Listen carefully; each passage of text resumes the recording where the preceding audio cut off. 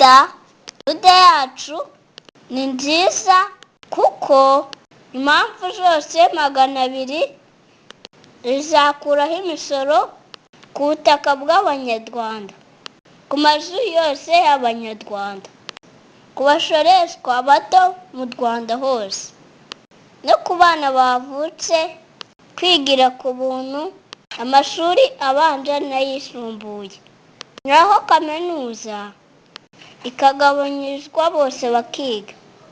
Kuzamuranya ku butaka iba intego yacu twese, naho ubundi tukanongerera umushahara ku barimu baciriritse no ku basirikare baciriritse ndetse n'abaganga baciriritse.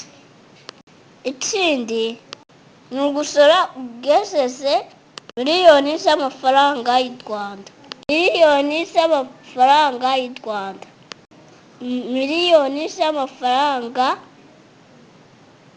miliyoni esheshatu z'amafaranga y'u Rwanda bisubiyemo z'imisoro ku basoreshwa bose bato.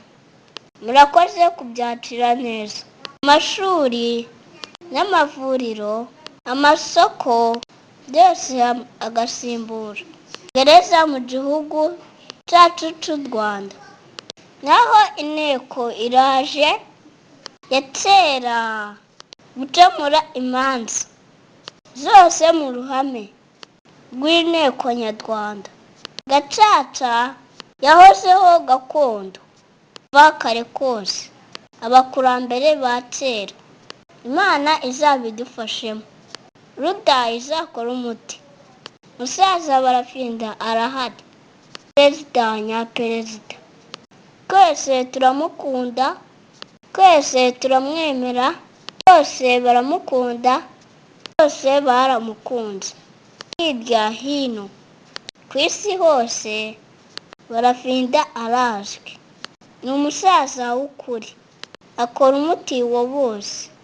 Murakoze mwese ku isi, murakoze mwese ku isi.